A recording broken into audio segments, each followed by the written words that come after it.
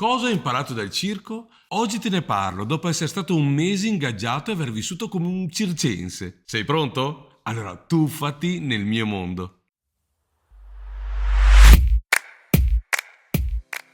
Ciao, io sono Dandy Dan e faccio il comico visuale. In questo canale parlo della comicità, dei suoi miti e anche delle esperienze che faccio nella mia carriera. Se vuoi sapere anche tu dei webinar sull'arte della comicità, puoi visitare il nostro sito e vedere cosa c'è pronto per te. Trovi il link qui in descrizione. Qui però trovi anche altri video che ho girato al circo per farti conoscere cose e situazioni che nessuno ti spiega mai. Ora torniamo all'argomento di oggi. Cosa ho imparato da questa esperienza al circo? Innanzitutto devi sapere che sono stato ingaggiato dal prestigioso circo Lidia Togni per le vacanze natalizie, come comico e clown. Alla mia maniera, certo, non ti aspettare che uso la parrucca e il naso rosso. Io faccio solo me stesso e la gente ride. Ma tornando su cosa ho imparato, in primis mi sono accorto di quanto siano importanti certe cose che noi non diamo troppo valore. Una è l'acqua. Ho imparato il vero valore dell'acqua. Al circo è davvero troppo importante per sprecarla. Serve per lavarti, certo, serve per cucinare, ma serve anche per far vivere gli animali che ti circondano. Lo spreco dell'acqua è davvero una cosa che ti entra in testa. Sarà perché vedi e valuti quanto ne sprechiamo noi a casa. Sarà perché l'acqua del circo è davvero un costo. Sarà perché può succedere che manca. E allora ti rendi conto quanto sia indispensabile. Non mi è mai successo che mancasse l'acqua in caravan da me in questo periodo, ma so bene che può succedere e le esperienze che abbiamo fatto io e Gra in precedenza per un periodo più lungo, mi sono convinto che noi l'acqua a casa la buttiamo. Al circo le persone stanno attente. Non si fanno la doccia e lasciano scorrere per niente fiumi e fiumi. Non si lava i piatti con continui litri e litri d'acqua solo per sciacquarne 2 di piatti. Non succede. Perché se ti rendi conto, quando ti manca l'acqua per 2 giorni, non ti puoi lavare per 2 giorni, non puoi andare in bagno, ti manca l'acqua per il water, puzzi. Insomma, l'acqua ha un grande valore e noi comuni abitanti di questa terra spesso ce ne dimentichiamo. Loro no, e ce lo insegnano. 2. La famiglia. Il valore della famiglia è un valore incredibile. Puoi pensare a quello che vuoi, ma la famiglia è davvero fondamentale. Al circo, che tu sia un artista di alto livello, che tu sia un proprietario circense, tutto viene condiviso. Come? La famiglia è fondamentale, non c'è nulla al di sopra. Se tu guadagni per il tuo talento, la famiglia riceve, cioè è spontaneo condividere. Intendo la moneta. Ti faccio un esempio. Se tu guadagni bene, perché al circo si guadagna bene, sfatiamolo questo mito, il tuo compenso lo condividerai con la tua famiglia, perché senza di loro non potresti essere o fare quello che fai. Ognuno nella famiglia ha un suo compito, ognuno ha la sua dimensione, ognuno ha il suo talento e lo mette a disposizione per gli altri e il guadagno viene condiviso a fette per rendere armonioso tutto. Tu condivideresti il tuo guadagno con i tuoi fratelli sempre? Pensaci bene. Poi c'è il nonno fa il nonno. Certo, ma non gli mancherà mai un piatto e tutte le cure necessarie. Non gli mancherà l'affetto dei nipoti, perché è sempre presente. Viene ricambiato per tutto quello che precedentemente ha fatto nella sua vita, in questo preciso istante, facendolo vivere bene e senza pensieri. Non è fantastico? Poi un aspetto familiare è la presenza, continua, vera. Ogni padre e madre vive lì.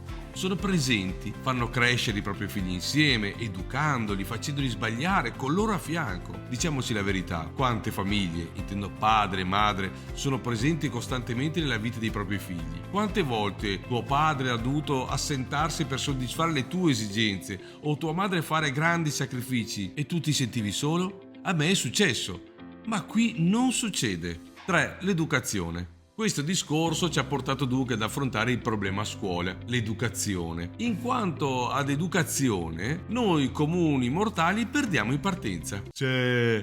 No, ti faccio capire. In primis il confronto. Sì, il confronto continuo con i grandi. Ti fa capire molte cose prima che li impari sbagliando. I genitori sono sempre presenti, i nonni e anche gli artisti. Pensaci. Se tu da piccola avessi incontrato ogni giorno artisti di culture e abitudini diverse, come saresti? Loro sono pieni di informazioni. Un bambino di 5 anni, non ti sto buttando un numero casuale, è capace di parlare correttamente della sua lingua e sicuramente ne parla un'altra, magari difficile da comprendere. Un esempio è questa bambina che parla tranquillamente italiano, essendo italiana, poi parla il russo, avendo la mamma artista russa, comprende lo spagnolo e si sta avvicinando a nuove lingue. Adesso dimmi se è normale. Ma per loro è normale. Sì, però loro non vanno a scuola.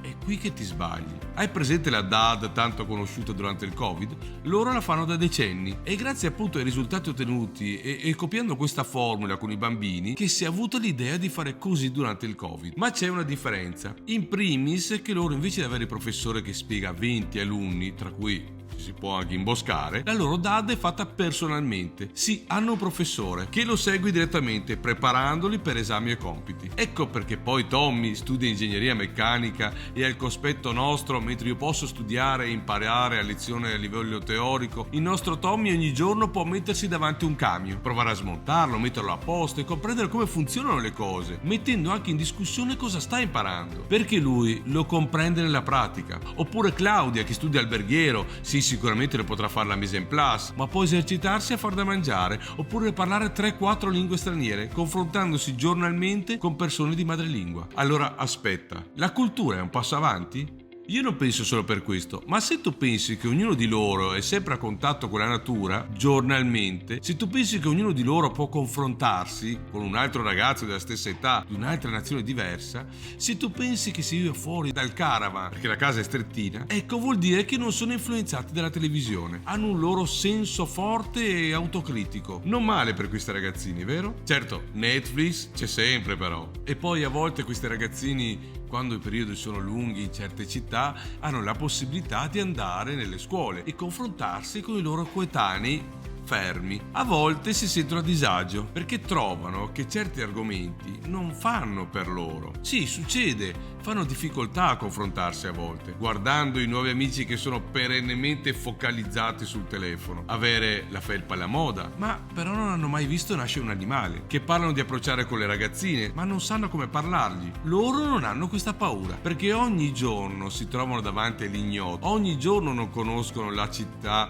e le persone che la vivono, ma alle difficoltà sono abituati ad affrontarle. I circensi hanno delle capacità di adattamento molto forti e i ragazzini sono di tempra dura perché vivono costantemente nuove avventure. Ho imparato che il circo è come un feudo medievale dove esiste la gerarchia, dove esiste un ordine preciso. Devi pensare che la vita del circo è come vivere dentro un piccolo paesello circondato da cancelli e luci. La proprietà è come fosse il sindaco del paese. Da lì ci sono le decisioni che riguardano gli spostamenti e la città dove toccare la tournée. Lì si decide lo spettacolo, gli artisti e dove vengono elargiti gli stipendi. È dove tutti i problemi ricadono e dove una buona famiglia fa scudo su tutti, cioè si mette davanti per risolvere, per mantenere una buona armonia tra artisti e tutti gli abitanti del circo. Dopo la proprietà vengono gli artisti, che sono divisi da chi è un grande artista a chi magari sta facendo la gavetta, ma non c'è molta distinzione, c'è più che altro il rispetto e la parola o promessa data è sempre mantenuta, ne va dell'onore del nome. Poi ci sono gli aiutanti o i collaboratori, le persone che lavorano al circo al di fuori delle... tipo chi monta lo chapiteau, chi va a distribuire la pubblicità, chi tiene cura degli animali. Insomma, al circo c'è sempre molto da fare e in cambio di vitto e alloggio e una buona paga, molte persone stanno scoprendo il lavoro umile ma molto dignitoso dell'operaio al circo. Una figura che non conoscevi, vero? La parola è un fattore chiave. La parola è, oltre alla qualità dello spettacolo, è l'indicatore per farti capire che altezza è la famiglia circense, che importanza. Sì, vige in primis la meritocrazia, cioè una direzione investe molto sugli artisti, è il loro investimento per avere il pubblico, ma è la parola che ha forza nel rendersi conto tra le famiglie e i vari circhi se una famiglia ha onore o no. Sembra molto antico questo pensiero, ma se ti rendi conto è ancora il termometro per capire anche nella vita normale quanto vale una persona. Quante persone sono pronte a rimetterci per mantenere la parola data? Quanti imprenditori o dirigenti sono pronti a metterci di tasca propria per mantenere l'onore della propria parola? Pochi. Le grandi famiglie circensi si qualificano per la parola data e il nome prestigioso che portano, ma se tra loro o con gli artisti questo manca, lo sanno tutti e ci si fa terra bruciata. Nel nostro mondo succede? Molto difficilmente, anzi, quanta gente ti ha fregato? Allora dimmi, la prossima volta, quando incontri un circense, non pensare solo alla sua vita da nomade, al fatto che non hanno 4 muri dove rifugiarsi, ma pensa cosa potresti imparare e cosa potresti catturare dalle loro esperienze. Io sono Dandy Danno e faccio il comico visuale, il clown, e amo il circo e le grandi famiglie che lo rappresentano. E tu?